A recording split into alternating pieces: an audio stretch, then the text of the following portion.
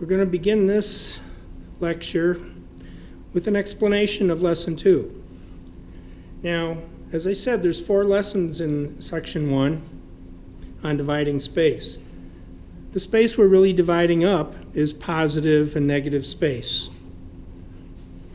In the last lesson, we talked about looking at a face from the front. Today in Lesson 2, we'll be looking at a face from the side. The idea here is that in dividing space, I picked the face because it's the most recognizable thing that everybody sees when they get up in the morning.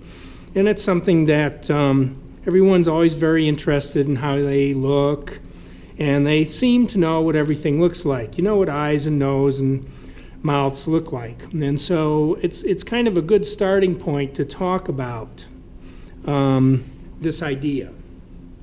So it's just going to be a carryover from the last lesson, except everything is from the side. Now the side, if you look down here at the vocabulary, is called a profile. And here's an art history example from Remedios Varo from 1923, which is a very clean profile view, and the edges of the profile are called a silhouette. So there's a lot of what we call detail in a silhouette that you'll be working on in Project 1, which is everything on this page here. So let's begin with the vocabulary and talk about these 3 here: the brow ridge, facial features, and facial proportions.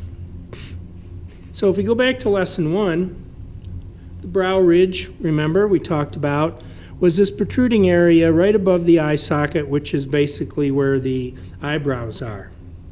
Facial proportions, as far as drawing 1 goes, there's dividing the face into 3 simple proportions is really the best. So although it's an oversimplified idea, when you get into drawing 2 and drawing 3, if you go that far, you'll learn about the different ratios of how these things work and how they can move a little bit one way or the other. But for everything that you're doing in here, it's very easy to use these 3 simple proportions of 1/3.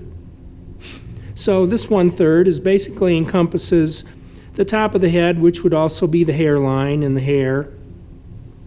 Hair could extend up above this, down to the brow ridge. The secondary area, which is the middle third, contains most of the face, being from the brow ridge, the eyes, the nose ridge, and the bottom of the nose. And the third proportion then is from the bottom of the nose to the bottom of the chin. So that's the proportion. And the features are just like what we talked about earlier. You have the eyes, nose, and mouth. We're starting to learn about other protruding shapes that occur more readily from the side view, which is the brow ridge and the bridge of the nose in here, and the nose tip itself, and the lips. So now we'll go back to Lesson 2, and the first thing we're going to talk about now is we'll talk about negative shape and positive space, or negative space and positive space again. But this is primarily going to be about working on this profile. Now, I like to use mostly a 2B pencil when working in here, or a 4B. This paper in these drawing workbooks of yours is very similar to the drawing paper that you're using in your drawing pad. So the first thing you're asked to do is just to copy this. And the first thing we did last lesson was I said, can you draw a square? So the first thing I want, and we talked about how to measure that way. So you notice how I'm going to use my pencil here and grab it. And what I did was I got the length of this square. Okay? And I'm going to put it over here, and I'm going to start mine, probably about right here. So you can start it anywhere, but instead of starting it at this line, which is the border, and again, I guess I should say at this point, when you talk about plane and shape, now, as in all language, you know, a lot of words can mean the same or similar things or mean more than one thing. You may have heard the word picture plane before, and we talk about a border. Well, if you take this piece of paper and you put a border on the paper, this is the border. Now, inside of a border, if you draw a picture in there, this border now encompasses what's called the picture plane. A picture plane is not really a shape. A shape would be something like this small curved rectangular area in here, or it could be this square here. Any area, if you look at your vocabulary in the back of the book, that's defined by lines or clearly defined as a value shaded area with defined edges is called a plane. And those are two-dimensional objects on a flat surface. So getting back to this then, so I'm going to use my other finger and get this marked like this. And then I put this is what's going to start here. So and this was right there, you see, and it marked this width. So I put this over here. I'm going to use this other pencil from earlier. So now I have the width of the square. I didn't let go of this yet. If I want to make this a corner, see, I just make a little corner. I'm right here, right here. So I'm just going to go up here, and I'm going to make the square this way. Now, some of the things that we learned about when doing that line exercise way back first lesson is that if I can make this line, I want to connect these two, but how did I make it straight? Well, this line is pretty far from this one, but I tried to make these two lines parallel. This line I want to make parallel to this one, and just like we learned in lesson 1, when these lines are closer together, they're easier to make parallel, aren't they? This one would go from here to there, and I'm making it parallel to this square border. This one would come straight down here from this point, and I can make it fairly parallel because I'm looking at this space here. That's what we learned in the last lesson. Now I need to make, well, first of all, I've got to divide this in half because I need smaller shapes. So I have to guess, because I'm not using a ruler. Now I'm going to guess it's there, and I can check that by doing this again. I can line up this half of the pencil in there and then put this over here and see how close I got. Well, that's pretty close. Since I know this is a square, I could use the same measurement here and here and here. So in a real short time, you see, now I can make other parallel lines with this one. And I can make a parallel line here with this one. So now I've actually duplicated that, and it's fairly accurate without using a pencil. Now I've got to make two more down here. So I'm going to use this again.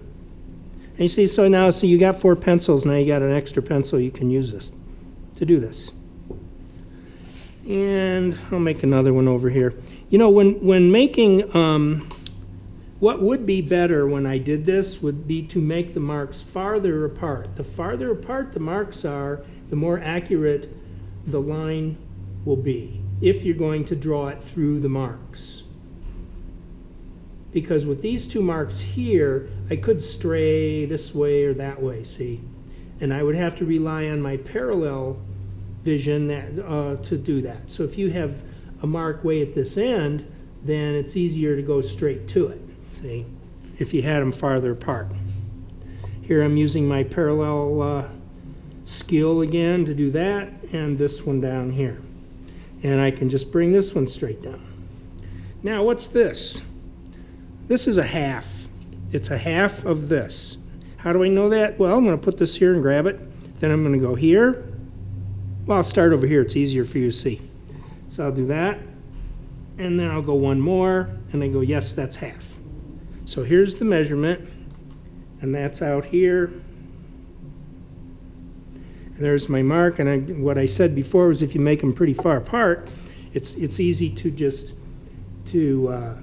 connect them, as well as look at the parallel of how I'm doing. And then I just finish this up, and now I have copied this over to here. That's number one. The next thing now is to draw a circle in this square. You notice how I use my pencil different right away. I'm not holding it the way I did before, because in order to draw a fairly even circle, you want to be trying to get as far away from the paper as you can and being able to judge things. Now, another way you can do that is use your hand like a compass. You see what I'm doing? And now I've got an idea of where it needs to be a little rounder, and see what I'm doing with my hand, and I'm making that line more definite. Now I can do the same thing here.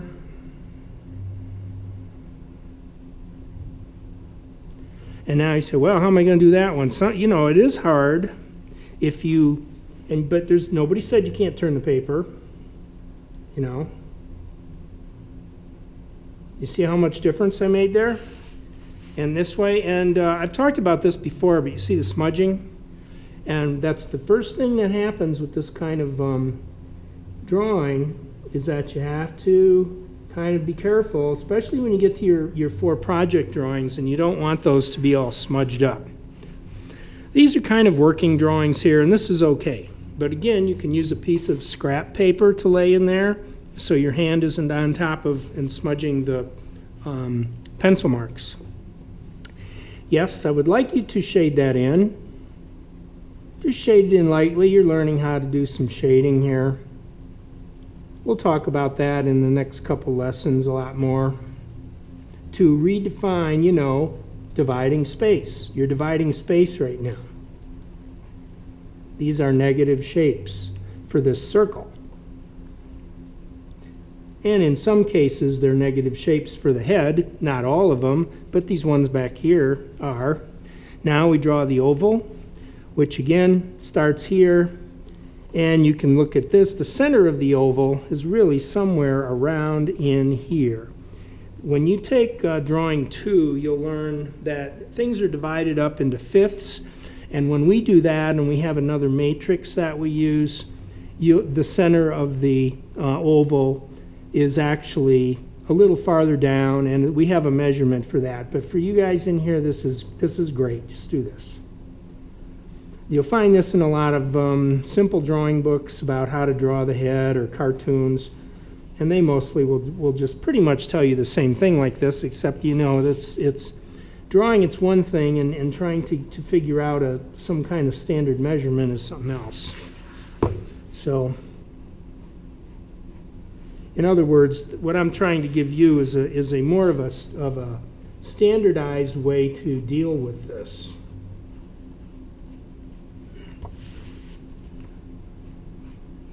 And it starts, the basic premise starts from a very simple shape. Can you draw a square? Can you draw even lines? Can you draw a square? Can you draw a circle? Okay, now I think just copying this out, now you have facial proportions. Here and here. This is 1/3, right? 1/3 and 1/3. And you have the facial features. You have the brow ridge, which is here. And if I was to put this Remedios Faro in there, look at the brow ridge right there. See that? Also has a head protrusion, and you see that? It's not really always one smooth curve. And in fact, you know, I had talked about that from, I think in the last video, that there's actually, in drawing a circle in here, because there is a rounder part to the head in the middle, and that's actually what she's showing right here.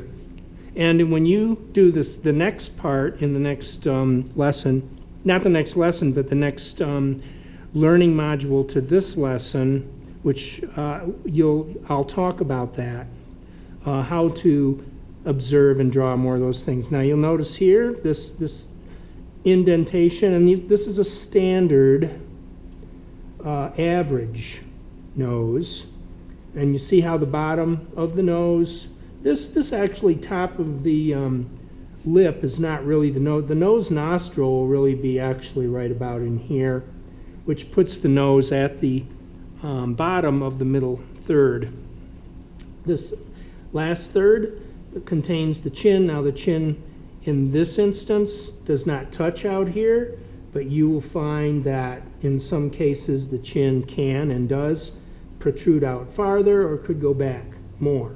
This is an average, and the mouth is right about in the middle, so you would simply split the lips as they come out in and out like that. Then there is an indentation under the lip. This is an average drawing of this, and that's all you're asked to do is to get the average. This is the back of the neck right here, as it might come out in that way. That's all you have to do in this exercise. Now in part 2, in the next video, I'm going to show you how to enlarge this and go on to this section right here on the next page.